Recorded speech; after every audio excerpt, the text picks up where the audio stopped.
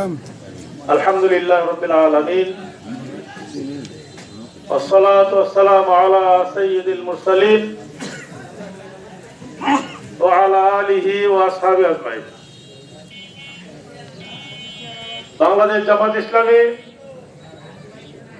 গায়েবান্ধ union কর্তৃক আয়োজিত আজকের এই সমাবেশের স্নেহধন্য সভাপতি জনাব ডাক্তার শাহজালাল,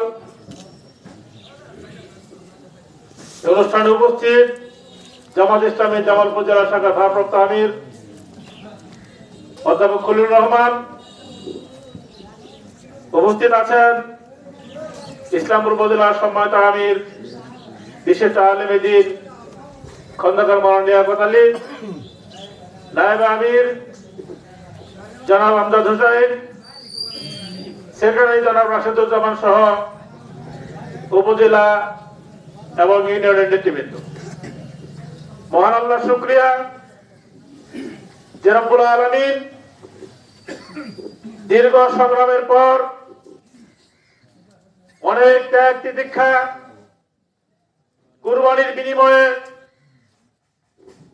রাজনৈতিক নেতৃবৃন্দের জীবনদান এবং সাম্প্রতিক ছাত্র জনতার শাহাদাত বরণ এবং রক্তের আস্পদ রঞ্জিত করার মাধ্যমে আমরা একটি অসহনীয় শাসন, স্বৈরতান্ত্রিক শাসন, এই শাসন থেকে মুক্তি পেয়েছি। যে আল্লাহ আমাদেরকে এই স্বাধীনতা, এই মুক্তি দিয়েছেন, তাদেরকে শুকরিয়া পেয়েছে আলহামদুলিল্লাহ।